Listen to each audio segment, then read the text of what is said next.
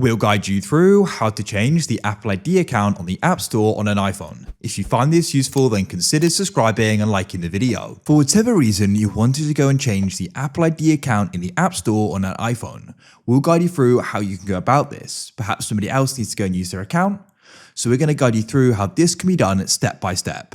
Now, it's important to note that for this video, we're just changing it in the App Store. You're not changing the entire Apple ID account on your iPhone.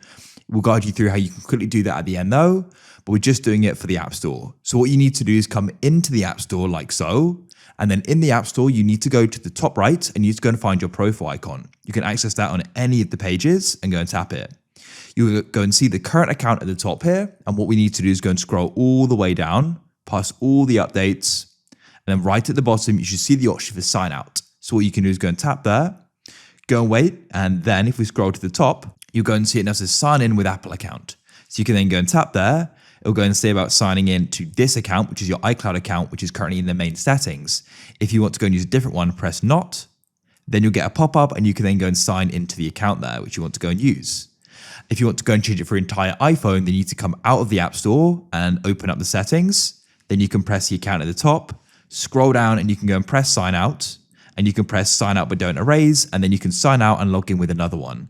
But anyways, for the App Store, you press sign in and you can press not, and then you can go and enter in the details of the account, press continue and go and sign in. That's it.